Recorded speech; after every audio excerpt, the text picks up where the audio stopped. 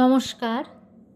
আচার্য শঙ্কর বিরচিত বিবেক চূড়ামণির প্রতিটি শ্লোক শ্রীমৎ স্বামী রঙ্গনাথানন্দজি মহারাজ অপূর্ব সুন্দর প্রাঞ্জল ভাষায় এবং সরল ভাষায় ব্যাখ্যা করেছেন।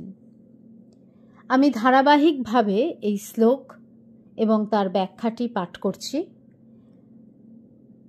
আজ পাঠ করব 48 এবং 49 নম্বর শ্লোক। এর আগের পাঠে 47 নম্বর শ্লোক অবধি পাঠ করা হয়েছে। 48 এবং 49 নম্বর শ্লোকের শিরোনাম আত্মোপলব্ধির সোপান, গুরু শিষ্যের কথোপকথন। মহারাজজি লিখছেন, এ পর্যন্ত অধ্যাত্ম জীবনের কয়েকটি মূল বিষয় নিয়েই সাধারণভাবে আলোচনা করা হয়েছে। এবার শুরু হচ্ছে গুরু শিষ্যের অনিন্দ ভাবঘন কথোপকথন, যেখানে আত্মোপলব্ধির বিভিন্ন সোপানের বিশদ পর্যালোচনা স্থান পেয়েছে। আমরা দেখব শিষ্য গুরুকে 7টি গুরুত্বপূর্ণ প্রশ্ন করছেন এবং গুরু সেগুলির উত্তর দিচ্ছেন। প্রথম প্রশ্নটি, শিষ্য উবাচ কৃপয়া শ্রূয়তাং স্বামীন প্রশ্নয়ং ক্রিয়তে ময়া যদুত্তরমহং শ্রুত্বা কৃতার্থঃ স্যাং ভবান মুখাৎ। এর সরলার্থ, এই প্রশ্নটির সরলার্থ, শিষ্য বললেন, প্রভু, আমি যে প্রশ্ন করছি কৃপা করে শুনুন। আপনার শ্রীমুখ থেকে তার উত্তর শুনে আমি কৃতার্থ হব। এরপর মহারাজজি ব্যাখ্যা করে লিখছেন, শিষ্য এখন বলছেন, গুরুদেব, আমি যে প্রশ্নটি করছি দয়া করে শুনুন। অর্থাৎ কৃপয়া শ্রূয়তাং স্বামীন প্রশ্নয়ং ক্রিয়তে ময়া। তারপর বললেন, আপনার শ্রীমুখ থেকে তার উত্তর শুনে কৃতার্থ হব। অর্থাৎ যদুত্তরমহং শ্রুত্বা কৃতার্থ সাং ভবান মুখাৎ। আসলে একটি বললেও এখানে শিষ্য 7টি মূল প্রশ্ন তুলেছেন, যে প্রশ্নগুলি আমরা সকলেই করে থাকি। বিশ্বের যেখানে যত তত্ত্ব জিজ্ঞাসু মুক্তিকামী মানুষ আছেন, বিবেক চূড়ামণির এই শিষ্য যেন তাদেরই প্রতিভু। কারণ তিনি যে প্রশ্নগুলি উত্থাপন করেছেন তা সর্বজনীন, সকলকেই তা গভীরভাবে ভাবিত করে। এই প্রশ্নগুলির সূত্র ধরে গুরু এরপর ধাপে ধাপে যে উত্তর দেবেন তা এই গ্রন্থের বাকি অংশ জুড়ে রয়েছে। যাই হোক, শিষ্যের প্রশ্নগুলি প্রথমে দেখা যাক। তিনি জিজ্ঞাসা করছেন, কো নাম বন্ধ কথমেশ আগত কথং প্রতিষ্ঠাস্য কথং বিমোক্ষ কো শাবনাত্মা পরম ক আত্মা তয়োর বিবেক কথমেত দুচ্যতাম। এর সরলার্থ, বন্ধন কি, এটা কিভাবে এলো, কেমন করে এর অস্তিত্ব বজায় থাকে, কেমন করেই বা এর হাত থেকে মুক্তি হয়, এই অনাত্মা কি, পরমাত্মাই বা কি, এই অনাত্মা ও আত্মার পার্থক্য নিরূপণ করা যায় কিভাবে? অনুগ্রহ করে এগুলি সম্পর্কে আমাকে বলুন। এরপর মহারাজজি আরও ব্যাখ্যা করে লিখছেন, উপযুক্ত গুরুর সান্নিধ্যে এসে শিষ্য এবার তার হৃদয়টি মেলে ধরেছেন। যেসব চিন্তা এতদিন ধরে তার মনকে তোলপাড় করছিল, সেগুলি এখন তিনি গুরুর কাছে খুলে বলছেন। এগুলি এমন সব গভীর আধ্যাত্মিক প্রশ্ন, দর্শন সংক্রান্ত প্রশ্ন, যা বিশ্বের সব সত্যান্বেষীকেই চিরকাল ভাবায় এবং ভাবিয়ে এসেছে। আচার্য শঙ্কর সেই প্রশ্নগুলিকে বেছে নিয়ে এমনভাবে তার উত্তর দিয়েছেন যা বুঝতে কারো অসুবিধা হয় না। শিষ্য প্রশ্ন করছেন, বন্ধন কি, অর্থাৎ কো নাম বন্ধ, এটা কিভাবে এলো, অর্থাৎ কথমেশ আগত, আমাদের জীবনে এটা কিভাবে প্রতিষ্ঠিত, অর্থাৎ কথং প্রতিষ্ঠাস্য, এর হাত থেকে কেমন করে আমরা মুক্তি পেতে পারি, অর্থাৎ কথং বিমোক্ষ্য। এই অনাত্মা কি? অর্থাৎ কো শাবনাত্মা। পরমাত্মা কোনটি? পরম কো আত্মা। এই দুটির অর্থাৎ অনাত্মা ও আত্মার পার্থক্যই বা নিরূপণ করা যায় কিভাবে? অর্থাৎ তয়োর বিবেকো কথম। অনুগ্রহ করে এগুলি আমাকে বলুন। অর্থাৎ এ তো দুচ্যতাম। এই 7টি প্রশ্ন শিষ্যের মনকে তোলপাড় করে ফিরছিল। এখন উপযুক্ত গুরুর কাছে এসে তিনি এগুলির সদুত্তর চাইলেন। এসব প্রশ্ন শুনে গুরুর আনন্দ আর ধরে না। তার কারণ, এরকম গভীর প্রশ্ন তো সচরাচর কেউ করে না।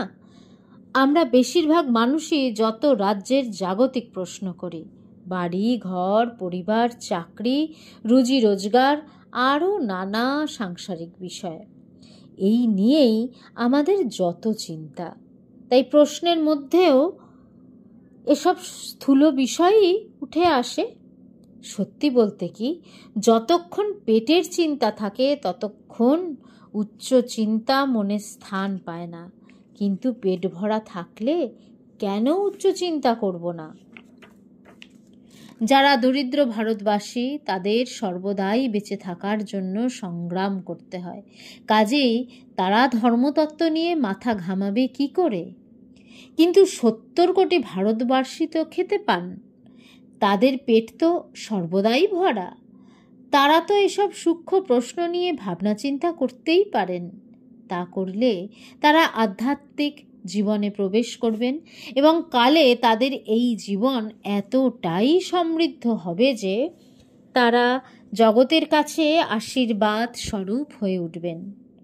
ভারতবর্ষ যখন বিদেশের পদানত হলো, প্রথম দিকে দেশ বেশ শান্তই ছিল। কিন্তু 100 বছর কাটতে না কাটতেই এদেশের মানুষ পরাধীনতার জ্বালাটি যে কি তা হাড়ে হাড়ে অনুভব করতে শুরু করলো।